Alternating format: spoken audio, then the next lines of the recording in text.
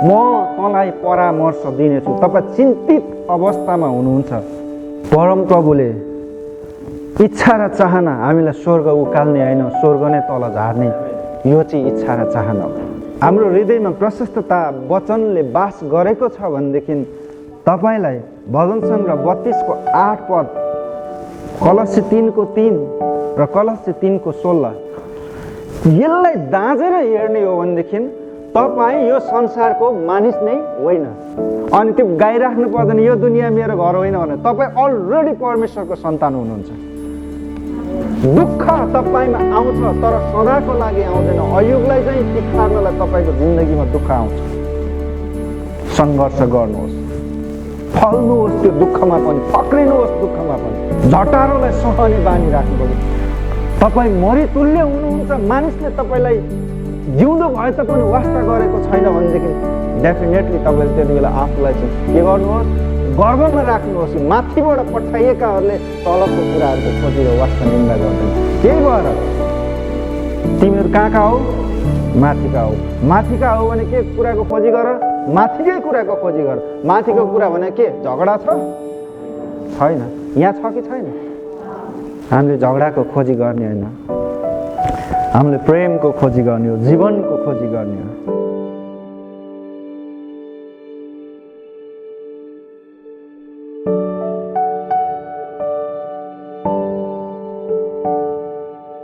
भजन सङ्ग्रहको पुस्तक 32 अध्यायको 8 पदलाई हामी हेर्नेछौँ।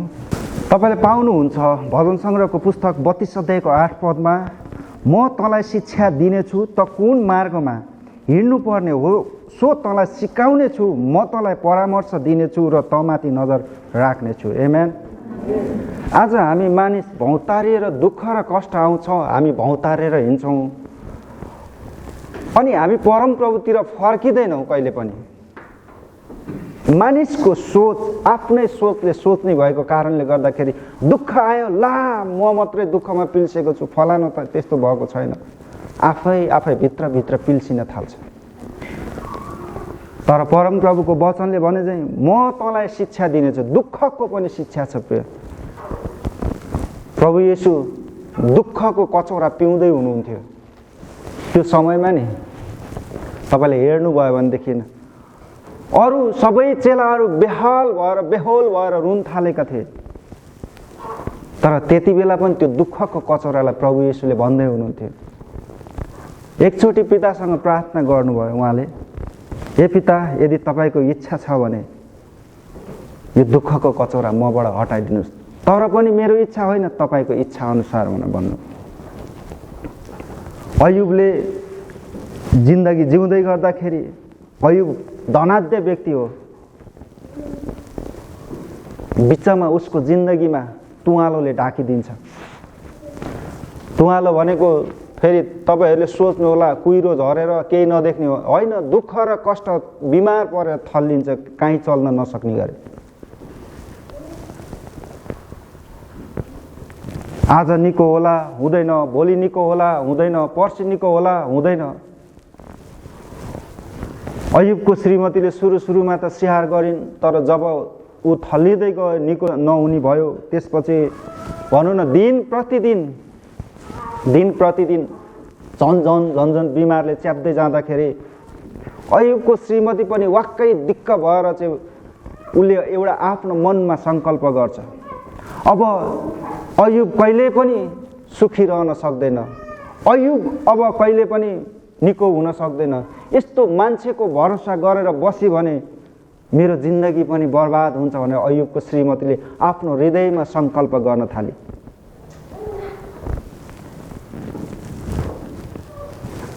त्यति बेला अयुबले पनि म यस्तो रोग र बिमारमा थल्लेको छु, म निको नहुने रहेछु भनेर यदि उसले घमण्ड गरेको भएदेखि साँच्चै नै यो वचन अयुबको जीवनमा लाग्दैन थियो।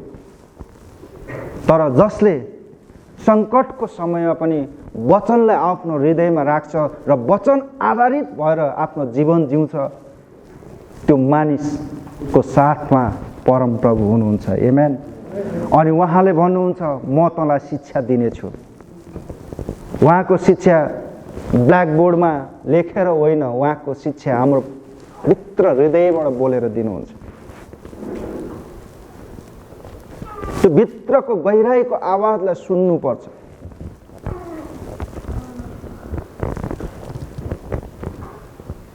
अनि त्यो सुन्दा हो कि होइन जस्तो पनि लाग्छ। यदि तपाईँसँग परमप्रभु बोल्नुहुन्छ, हरेकसँग बोल्नुहुन्छ, नभन्नुहोस् मसँग बोल्नुहुन्न भनेर।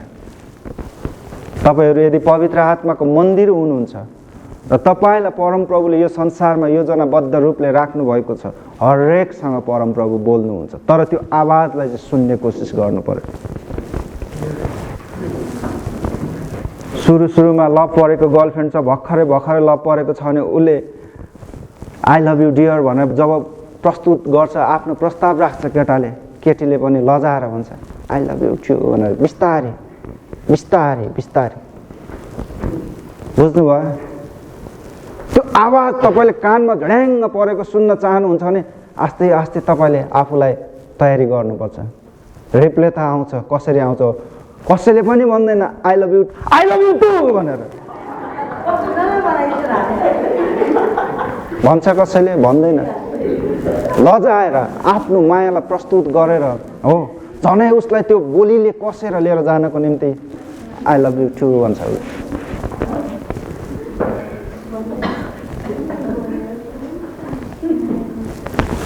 त्यसले नै परमप्रभु तपाईँ हामीसँग मन्द मन्द स्वरमा बोल्नुहुन्छ।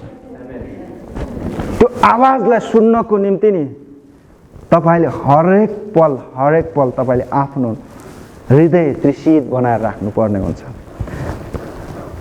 त कुन मार्गमा हिँड्ने हो सो म तँलाई सिकाउने छु भनेर भन्नुहुन्छ। आज हामी यो संसारमा बाटो बहुत कति बाटो छ। चोरी गर्ने एउटा बाटो छ, ड्रगिस्टहरूको अर्को बाटो छ, विभिन्न यो संसारमा हेर्नुहोस् न, काम गर्ने मान्छेहरूको आफ्नो परिश्रमको बाटो छ, बिजनेस गर्ने मान्छेहरूको आफ्नो बाटो छ, इभन आकाशमा प्लेन उड्ने पनि बाटो छ। तपाईँले देख्नु भएको छ आकाशमा बाटो? छैन, तर जिपिएसले बताउँछ यो वे त जाने, अर्को वेबाट अर्को प्लेन आउँदैछ भनेर। सबैको आफ्नो रुट हुन्छ, नत्र प्लेन क्रास हुन्छ प्रिय, ठोकेर। हामीले देख्दैनौँ। त्यस्तै नै परमप्रभुमा हामी जिउनु छ भनेदेखि हाम्रो पनि बाटो छ। यदि बाटोभन्दा बाहिर तपाईँ हिँड्नुहुन्छ भने, एकजना बाउले आफ्नो छोरालाई साह्रो माया गर्दो रहेछ, अति प्रेम गर्ने। अनि बाउको घरदेखि छोरा जब सहर फर्किन लाग्छ, बाउलाई आफ्नो मायाले त्यो छोराप्रति माया भएको कारणले उसले के भनी पठाउँछ आफ्नो छोरालाई भने, घरबाट निस्किने बेलामा छोरा त झारलाङको बिचबाट हिँड, काठमाडौँको छेउछेउबाट हिँड है भनेर भन्छ। छोरा छक्कै परेछ। जहाँ सहरमा चाहिँ म सबैको अगाडि आफ्नो हाउभाउ आफ्नो एटिट्युड देखाउनु पर्ने ठाउँमा चाहिँ मलाई बाउले छेउछेउबाट हिँड्नु भन्छ। यो गाउँमा चाहिँ केही छैन, बिचबाट हिँड्नु भन्छ। छोराको सोचमा त्यही गयो। तर बाउले चाहिँ माया गरी पठाएको कारण त्यो झारलाङको बाटो चाहिँ के थियो त, पहरा र भिड थियो। छेउबाट हिँड्यो भने लडेर मर्छ भनेर छेउमा होइन बिचबाट हिँड भनेर सिकायो। काठमाडौँमा बिचबाट हिँड्यो भने गाडीले पेलिदिन्छ भनेर छेउछेउबाट हिँड भन्थ्यो। तर छोराले नबुझेको कारण आज हामी आत्मिक रूपमा वचनलाई एउटै प्रकाशले बुझ्दैछौँ भनेदेखि नि दालमा कुछ काला है, हाम्रो आत्मिक जीवन तयार भइसकेको छैन। अनि त्यसपछि उहाँले भन्नुहुन्छ म तँलाई परामर्श दिनेछु। तपाईँ चिन्तित अवस्थामा हुनुहुन्छ, तपाईँ हेपिएको अवस्थामा हुनुहुन्छ, तपाईँ चेपिएको अवस्थामा हुनुहुन्छ भने नि परम प्रभुले तपाईँलाई परामर्श दिनुहुन्छ।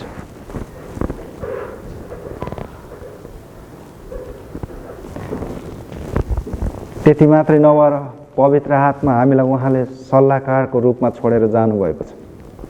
तपाईँ हामीसँग पवित्र आत्मा अलरेडी परामर्श दिनको निम्ति हुनुहुन्छ।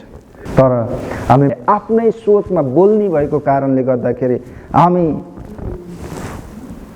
यहाँसम्म कि वचनलाई हामीले काम गर्न नदिएपछि, वचनलाई हामीले नमानेपछि, वचनलाई हामीले स्वागत नगरेपछि त्यो मानिसको जीवन अयुबको श्रीमतीको जस्तै अन्धोपन भएर अन्धोपनले भरिदिन्छ। वचन मान्नु भने तपाईँ परमेश्वरसँग घनिष्ठ सम्बन्ध राखेर परमेश्वरको आवाजलाई सुन्न चाहनु हो। आज क्रिस्चियन भएर पनि मानिस हरेक पल पलमा चित्त दुखाएर बस्छन्। किन? त्यति बेला भजन सङ्ग्रहको पुस्तक 32 अध्यायको 8 पदले छोएन? कहाँ गयो परम प्रभुको परामर्श? कुन बाटो हिँड्नु भयो तपाईँ? के सोच्दै हिँड्नु भयो? जिन्दगी नि ख्रिस्टमा मात्र उत्तम तरिकाले बित्छ। तर जब तपाईँ भावना र बदलाको सोच हामी लिन्छौँ, यदि जिन्दगी जिउँदाखेरि म क्रिस्चियन हुँ तर पनि शरीरमा छु भनेर तपाईँले लिनुहुन्छ भने नि त्यो जिन्दगी आशिषित हुँदैन। अयुब दुःख र कष्टमा पिल्सेर बस्दा, कुहिएर पिप र रगत निस्केर एउटै थला परेर बस्दा पनि उनले भनेन कि हे परम प्रभु तपाईँ जीवित हुनुहुन्छ भने मेरो उद्धार गर्नुहोस् भनेर अयुबले कहिले पनि भनेन। अयुबले एउटै मात्र प्रतीक्षा गर्यो, केवल आज मेरो जिन्दगीमा अँध्यारो छ तर भोलिको दिन सूर्य अस्ताउँछ भने अस्ताउँछ। एमेन। आज म रोगी छु, भोलि त म निको भएरै छाड्छु भनेर प्रतिज्ञा गर। मेरो परम प्रभु जीवित हुनुहुन्छ भनेर उसले घोषणा गर। आज दुःख आउँछ तपाईँलाई डाउन गर्नलाई होइन, आज सङ्कट आउँछ तपाईँलाई त्यो सङ्कटदेखि लडेर छिलबिल भएर जिन्दगी जिउनलाई होइन, तपाईँलाई उच्च ओहदामा जानको लागि। यदि लडेको मान्छे उठ्न जान्दैन भने नि त्यो जिउँदो मान्छे होइन। के अरे? लडेको मान्छे नि उठ्न जान्दैन भने नि त्यो जिउँदो मान्छे होइन। जिउँदो त उठ्छ नै उठ्छ।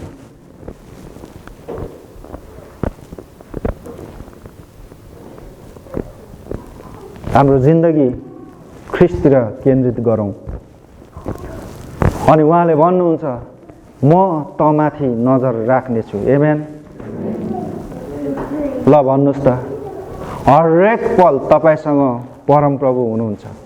हरेकसँग दुःखी नहुनुहोस्। हामी चर्चमा आउँछौँ, एकछिन वचन सुन्छौँ, हावा भरेको बेलुन चाहिँ फुल्ल फुल्छ। के थाहा त्यहाँ सियोको टुप्पा फुस्स झऱ्यो भने ब्ल्याङ्कमा पड्किन्छ भने।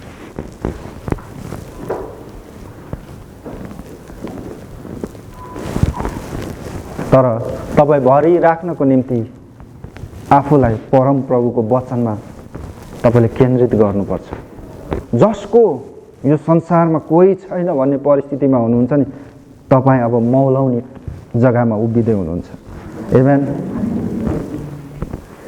दुःख कष्ट आइपर्छ प्रिय जिन्दगीमा, जिन्दगी जिउनुहोस्। तर पनि तपाईँले यदि भजन सङ्ग्रह 32को 8लाई तपाईँले पक्रिराख्नुभयो भने तपाईँ यही पदले तपाईँको जिन्दगी बित्छ। यही एउटा पदले सम्पूर्ण कुरा यहीँ नै खुलाएको छ। हामी खुसी हुनुपर्छ, हामी गर्वको साथ खुसी हुनुपर्छ। किन आज मानिस हाँसौँ भन्यो भनेदेखि यहाँ चाहिँ हाँसिदिन्छन् है, सबैले बल गरेर भए पनि। दुःखमा पनि हाँस्न सिक्नुपर्छ। के अरे? दुःखमा पनि हाँस्न सिक्नुपर्छ। तपाईँको हाँसोमा विजय छ। एमेन। तपाईँको हाँसोमा स्वास्थ्यता छ। तपाईँको हाँसोमा प्रेम मिसिएर नेक्स्ट व्यक्तिलाई आकर्षण गर्न सक्छ। यस्तो चिज चाहिँ हामी लुकाएर 24 घण्टा गरेर बस्छौँ भने त्यो चाहिँ हुँदैन। जस्ट स्माइल गरेर बस्नु। हाम्रो जिन्दगी ख्रिस्टमा चलाउनको निम्ति नि वचन बुझ्न एकदम इम्पोर्टेन्ट छ। कलसी 3को 1देखि 4 पदलाई हामी हेर्नेछौँ। यहाँनिर तपाईँले पाउनुहुन्छ कलसीको पुस्तक 3 अध्यायको 1देखि 4 पदभित्र, यसकारण यदि तिमीहरू ख्रीष्टसँग जी उठाइएका छौ भने माथिको कुराहरूको खोजी गर, जहाँ ख्रीष्ट हुनुहुन्छ र परमेश्वरको दाहिने बाहुबलीपट्टि बस्नु भएको छ। माथिका कुरामा मन लगाओ, पृथ्वीमा भएका कुरामा होइन, किनभने तिमीहरू मरेको छौ र तिमीहरूको जीवन परमेश्वरमा ख्रीष्टसँग लुकाइएको छ। ख्रीष्ट जो हाम्रो जीवन हुनुहुन्छ, उहाँ प्रकट हुनुहुँदा तिमीहरू पनि उहाँसँगै महिमित प्रकट हुनेछौ। आमेन। हेर्नुहोस् त, यति ठुलो रहस्य तपाईँले बाइबलमा पाउनुहुन्छ। परमप्रभुले इच्छा र चाहना हामीलाई स्वर्ग उकाल्ने होइन, स्वर्ग नै तल झार्ने, यो चाहिँ इच्छा र चाहना हो। यो दुनियाँ मेरो घर होइन भने चाहिँ यो दुनियाँको लागि चाहिँ म लडाइँ लडिरहेको छु छिमेकीसँग। त्यस कारणले हामी यस्तो कन्सेप्ट राखौँ कि मैले अस्तिको टपिकमा नि भने प्रभु येशूको चाहना यही संसारमा स्वर्ग प्रस्तुत गर्नु हो। अनि त्यही चाहना तपाईँ र ममा यर्मिया 29:11 पद अनुसार उहाँले त्यो राखेर चाहिँ हामीलाई जिम्मा दिनुभएको छ। त्यो जिम्मा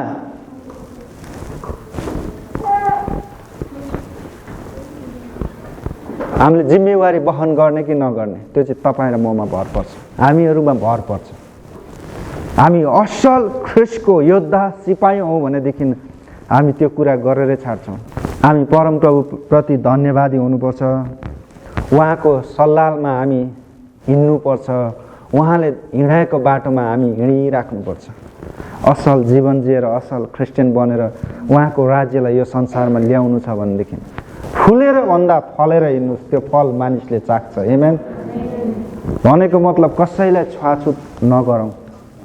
राज्य बोकेको व्यक्तिले, प्रभु येशूले भन्नु भएन त यहुदी, त सामरी, त ग्रिक, त हिब्रू भनेर भन्नु भएन। सबैलाई मानिस देख्नु भयो। उहाँले बनाएकै मानिस हो त, कहाँ जात बनाउनु भएन। हामी धार्मिक रूपबाट हामी निस्किनुपर्छ। त्यो जालो भित्रको जालोलाई च्यातेजै गरेर हामी त्यो दोस्याउने भावनादेखि बाहिर निस्किनुपर्छ। आमेन। मैले भने नि, मानिस अटाउनलाई जमिनको जग्गा होइन, हृदयको जग्गा बढाउनुपर्छ अरे। आज तपाईँहरूको हृदयमा मानिसहरू अटाएको चाहनुहुन्छ, तपाईँको हृदय फराकिलो पार्नुहोस्। कसैले शराब छ झनै फराकिलो पार्दिन्छ, त्यो त एक छेउमा त बस्छ। खुम्च्यायो भने सबै ढाकिदिन्छ। ढाक्छ कि ढाक्दैन? त्यसले मलाई खुम्च्याउनु भनेको त्यसलाई सोचिरहनु हो, सोचिरहनु। फलानु यस्तो भएर नि मलाई यस्तो बोल्यो, खोइ परमप्रभुको परामर्श त्यही हो, त मरिजा, त्यही हो होइन। परमप्रभु त जीवन दिनलाई आउनु भयो। त्यसो भएदेखि हामी त्यो जग्गा जब बढाउँछौँ नि, जब बढाउँदै जान्छौँ नि, एक थोपा पानी तपाईँले के एक गिलास पानी भरेर लिएर आउनुहोस्, त्यो गिलासमा प्रशस्त भरिएको हुन्छ, हुन्छ कि हुँदैन? तर बाहिर लगेर खनाइदिनुहोस्, त्यही पानी यति जग्गा मात्रै भिजेको हुन्छ भनेपछि बाहिरको जग्गा के भयो? प्रशस्तताको छ, गिलास सीमित मात्रामा छ। त्यसै हाम्रो आज विश्वासको हृदय सीमितको होइन, प्रशस्तताको बनाउने हो।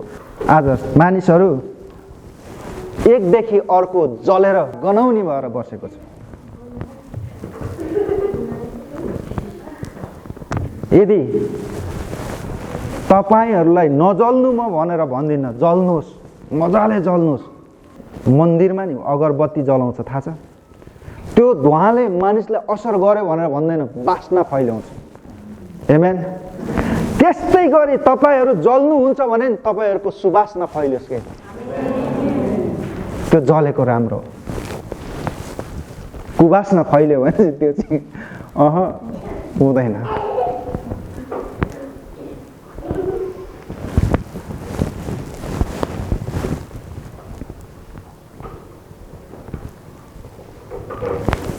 त्यस कारणले तपाईँहरू निश्चित हुनुहोस्, आफ्नो जीवनलाई निश्चित गर्नुहोस्। के गरेर? म ख्रीष्टभित्र लुकाइएको छु। आमेन। नजिकको साथीलाई भन्नुहोस्, तपाईँ ख्रीष्टभित्र लुकाइनु भएको छ। परिवारमा बेलुका एउटा पद पढेर प्रार्थना गर्नुहोस् न। वचन एउटा पद जानेर घोषणा गर्नुहोस् न, त्यो चाहिँ ख्रिस्ट बेलुका सुत्दाखेरि पनि तपाईँसँग रहेको हो। हाम्रो जीवन कलस्सी 3:3 आधारित हामी बन्नु छ भने 3:16 पनि हामीले प्रशस्तताको जग्गा दिनुपर्छ। कलस्सी 3:16 एकजनाले मजाले पढिदिउँ त। ख्रिस्टको वचन तिमीहरूमा प्रशस्ततासँग बास गरोस्, पुरा बुद्धिमानीसाथ एउटाले अर्कोलाई सिकाओ र अर्थ दियो र परमेश्वरप्रति आफ्नो हृदयमा कृतज्ञता साथ भजन स्तुति र आत्मिक गान गाओ। आमीन। ख्रिस्टको वचन तिमीहरूमा प्रशस्ततासँग बास गरोस्, पुरा बुद्धिमानी साथ एउटाले अर्कालाई सिकाओस् र अर्ती दियो र परमेश्वरप्रति आफ्नो हृदयमा रहेको कृतज्ञता साथ भजन स्तुति र आत्मिक गान गाओ। त्यसो भए हाम्रो हृदयमा प्रशस्तता वचनले बास गरेको छ भनेदेखि तपाईँलाई भजन सङ्ग्रह 32:8 पद, कलस्सी 3:3 र कलस्सी 3:16 बुझ्दै हुनुहुन्छ? यसलाई दाँजेर हेर्ने हो भनेदेखि तपाईँ यो संसारको मानिस नै होइन। बुझ्दै हुनुहुन्छ? अनि त्यो गाइराख्नु पर्दैन यो दुनियाँ मेरो घर होइन भने तपाईँ अलरेडी परमेश्वरको सन्तान हुनुहुन्छ। दुःख तपाईँमा आउँछ तर सदाको लागि आउँदैन। अयुबलाई चाहिँ तिखार्नलाई तपाईँको जिन्दगीमा दुःख आउँछ। सङ्घर्ष गर्नुहोस्, फल्नुहोस् त्यो दुःखमा पनि, फक्रिनुहोस् दुःखमा पनि, झटारोलाई सहने बानी राख्नुपर्छ। तपाईँ मरितुल्य हुनुहुन्छ। मानिसले तपाईँलाई जिउँदो भए तापनि वास्ता गरेको छैन भनेदेखि डेफिनेटली तपाईँले त्यति बेला आफूलाई चाहिँ के गर्नुहोस्, गर्वमा राख्नुहोस्। माथिबाट पठाइएकाहरूले तलको कुराहरूको खोजी र वास्ता निन्दा गर्दैन। त्यही भएर तिमीहरू कहाँका हो? माथिका हो। माथिका हो भने के कुराको खोजी गर? माथिकै कुराको खोजी गर। माथिको कुरा भने के? झगडा छ? छैन। यहाँ छ कि छैन? हामीले झगडाको खोजी गर्ने होइन, हामीले प्रेमको खोजी गर्ने हो, जीवनको खोजी गर्ने हो। यशाया 55:9 पद, यसलाई एकजनाले पढिदिनुहोस् त। यशाया 55:9 पद। जसरी आकाश पृथ्वीभन्दा अग्लो छ त्यसरी नै मेरो चाल तिमीहरूका चालभन्दा र मेरो विचार तिमीहरूका विचारहरूभन्दा अग्ला छ। आमेन। अब हाम्रो विचार, हाम्रो सोच यो संसारमा एउटै छ, कसरी बाँच्ने हो, कसरी जिन्दगीलाई निर्वाह गर्ने। आज मानिस त्यहीतिर मात्र भौतारी राखेको छ। तर हामी आफ्नो लागि आफूले सोचे चाहिँ हामीहरूको लागि, सबैको लागि सोच्ने चाहिँ परमप्रभु हुनुहुन्छ। त्यसकारणले उहाँको सोच चाहिँ हाम्रोभन्दा धेरै उच्च ओहदामा छ। तपाईँले तपाईँको लागि मात्रै सोच्नुहुन्छ भने तर परमप्रभुले हामीहरू सबैको लागि सोच्नुहुन्छ। 10 पदले भन्छ, जसरी वृष्टि र हिउँ आकाशबाट झर्छ र त्यतैतिर फर्केर जाँदैन, तर जमिनलाई भिजाएर बाली उमार्छ र छर्नेलाई बिउ र खानेलाई भोजन दिन्छ, त्यसरी नै मेरो मुखबाट निस्केको मेरो वचन पनि हुनेछ। त्यो मका व्यर्थमा फर्कने छैन, तर मैले इच्छा गरेको काम त्यसले पुरा गर्नेछ र जुन कामको निम्ति म त्यसलाई पठाउँछु त्यसमा त्यो सफल हुनेछ। आमेन। ल भन्नुहोस्, अब तपाईँ हामीलाई के परमप्रभुले कुरा काट्न पठायो? झगडा गर्नु पठायो?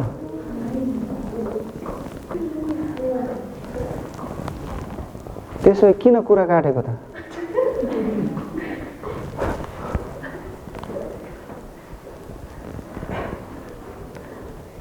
झगडा किन गरेको? भनेको मतलब यदि परमेश्वरको वचनले काम नगर्ने मानिसको जीवनमा आकाशको पानी बिचैबाट फर्केर जान्छ। तर जसले वचन मान्छ नि माथितिरबाट तल खसेरै छाड्छ जमिन। तपाईँले ढुङ्गा मासतिर फाल्नुहोस्, अब गएको गाई गर्दैन। कति माथिसम्म तपाईँको क्यापेसिटी छ त्यतिसम्म पुगेर चाहिँ के गर्छ, फेरि तलै खस्छ। तपाईँहरू पानी बिचबाट फर्केर गयो भन्नुहुन्छ भने नि तपाईँहरूको विश्वास पानी मरुवा हो। साँच्चै हो। त्यो वचनले तपाईँलाई भिजाएको छैन, त्यो वचनले तपाईँको जिन्दगी चलेको छैन, त्यो वचनले तपाईँ सिँचाइ हुनुभएको छैन भनेदेखि नि त्यो क्रिस्चियन विश्वास होइन। त्यसको घाँटी निचोरेर आत्महत्या गरिदिएर ख्रिस्टलाई नयाँ जन्म गरी जन्माउनुहोस्। हाम्रो जिन्दगीमा आज तपाईँ छिमेकीसँग रिसाएर आउनुभएको छ भने अहिले गएर तपाईँले छिमेकीलाई सरी भनेर माफ माग्नुपर्छ। थाहा छ, ख्रिस्टको जीवनले क्षमा दिन्छ। ख्रिस्टको जीवनले कहिल्यै पनि घमण्ड पालेर बस्दैन। यहाँ तपाईँले पाउनुहुन्छ यशायाको पुस्तक 55 अध्यायको 10 पदमा, जसरी वृष्टि र हिउँ आकाशबाट झर्छ त्यतैतिर फर्केर जाँदैन, तर जमिनलाई भिजाएर बाली उमार्छ र छर्नेलाई बिउ र खानेलाई भोजन दिन्छ। आमेन। आज तपाईँको बोलीको बिउले दुश्मन दिएको छ कि मित्रता दिएको छ? ल भन्नुहोस् त।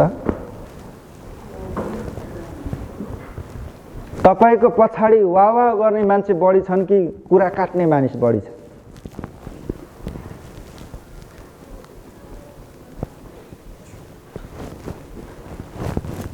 परमेश्वरको वचन सिँचाइ भएको छ कि छैन? तपाईँले आफ्नो जिन्दगीमा जाँचेर हेर्नुहोस्।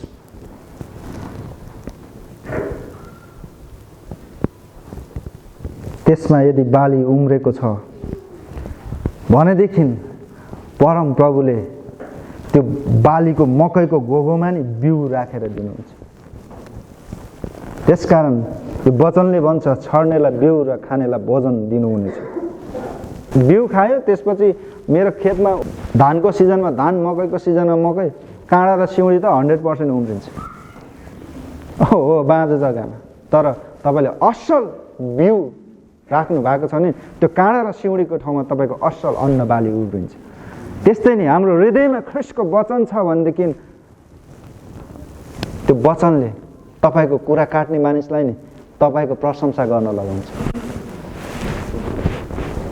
हामी त मानिस हो, स्वभावमा यस्तै हो यार, चल्दैन। यो संसारमा छौँ, अलिअलि त भनिहाल्छौँ, हुँदैन।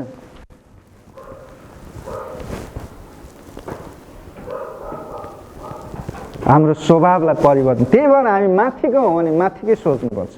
ख्रिस्टले भन्नु भएन यो संसारमा आएको 1-2 बिहे गरौँ न यार भनेर, भन्नु भएन। उहाँले त उल्टो यस्तो भन्नुभयो, चराचुरुङ्गीको आफ्नो गुड छ, स्यालको लुक्ने आफ्नो दुलो छ, तर मानिसको पुत्रको यो संसारमा केही पनि छैन। त्यत्रो उहाँ के अरे यहुदीहरू थिए त, तरुणी भन्नु भएन उहाँले यी राम्रा जति मेरा हुन् भनेर। तर प्रभु येशू 5000 को भिडमा उभिनु भयो नि मात्र पितालाई हेर्नुभयो। त्यसो भए हामी पनि हरेक सिचुएसनमा, हरेक ठाउँमा, हरेक जग्गामा उभिएको बेला नि माथिकै मात्र सोचौँ। हामीहरूको जिन्दगी नि सबै कुराबाट उठ्नुपर्छ, माथि उठ्नुपर्छ। तपाईँको भेट हुँदाखेरि मानिसहरू खुसीले अङ्गालो मारोस्, स्वार्थले नमारोस्। यशायाको पुस्तक 61 अध्यायको 1देखि 3 पद सुन्नुहोस्। आज तपाईँको अस्तित्वमा तपाईँ झाँक्नुहोस्।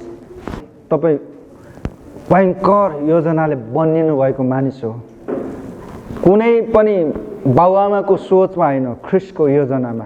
आमेन। अनि यशायाको पुस्तक 61 अध्यायको 1 पदमा तपाईँले पाउनुहुन्छ, परमप्रभु परमेश्वरका आत्मा म माथि छ, किनभने गरिबहरूलाई सुसमाचार सुनाउनको निम्ति परमप्रभुले मलाई अभिषेक गर्नुभएको छ। मन भाँचिएकाहरूको हृदयलाई बाँध्न, कैदमा परेकाहरूलाई स्वतन्त्र दिन र बन्धनमा परेकाहरूलाई छुटकाराको घोषणा गर्न उहाँले मलाई पठाउनु भएको छ।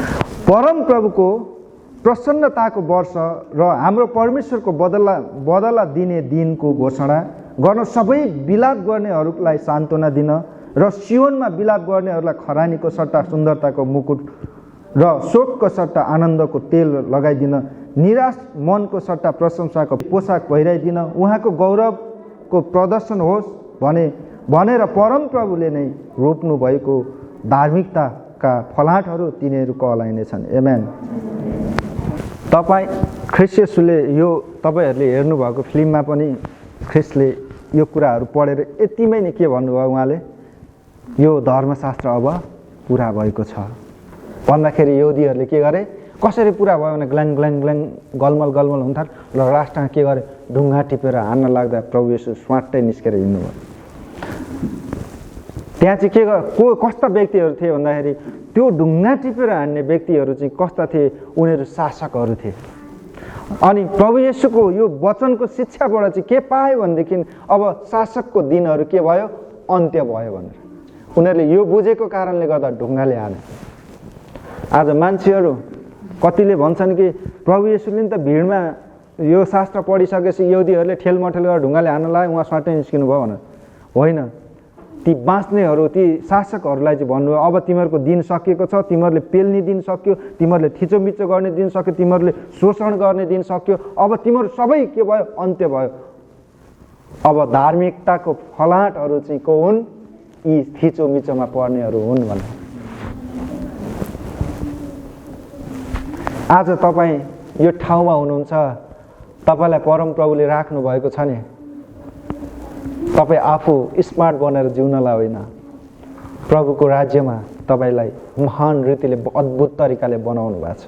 तपाईँ ती मानिसहरूको बिचमा पुग्नु छ। 100% यो तपाईँको माथिको कर्तव्य हो, माथिको खोजी गर्ने हो।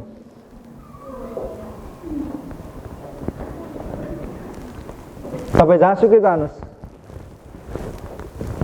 तर तपाईँले ख्रिस्टको सुसमाचारलाई तपाईँले प्रयोग गरिराख्नुहोस्। तपाईँलाई त्यसैको निम्ति ममा अभिषेक खन्याउनु भयो, पठाउनु भयो, पवित्र आत्माको आगो पर्दैन, यहीँ छ। पवित्र आत्माको आगो छ कि छैन, अभिषेक खनिएको छ कि छैन, उहाँले चुन्नु भएको हो कि होइन। यशायाको पुस्तक 61 अध्यायको 1 पद, यो पालना गर्नुहुन्छ भने तपाईँ माथिबाट आउनुभएको। यो चाहिँ विश्वासी जीवनमा अति नै इम्पोर्टेन्ट। यो कुराहरू छैन भनेदेखि साँच्चै कसैले विश्वासी भनेर भन्दैन। मन भाँचिएकाहरूको हृदय बाँध्न, कैदमा परेकाहरूलाई स्वतन्त्र दिन, बन्धनमा परेकाहरूलाई छुटकाराको घोषणा गर्न उहाँ आउनुभयो। हो, हाम्रो जिन्दगी आज हामीले सोच्दै गर्दाखेरि तपाईँलाई थाहा हुन्छ, तपाईँले प्रार्थना गर्दै गर्दाखेरि म धार्मिकतामा, ख्रिस्टको धार्मिकतामा छु, म असल बन्दैछु भनेर तपाईँले प्रार्थना गर्नुहुन्छ, तर देशमा थिचो मिचोमा परेकाहरूको निम्ति कहिले पनि प्रार्थना गर्नुहुन्न भने आजबाट बानी बसाल्नुहोस्। कति चेलीबेटीहरू हाम्रो देशबाट बेचबिखन भएको छ। कमसेकम तपाईँको प्रार्थनाको उत्तर परमप्रभुले खोजिराख्नु भएको छ। त्यति बेला नि प्रार्थना गरिदिनुहोस्। कतिको हृदय टुटेको छ, आज कयौँ मान्छेको आत्महत्या गरिराखेको छ। तिनीहरूको निम्ति प्रार्थना गरिदिनुहोस्।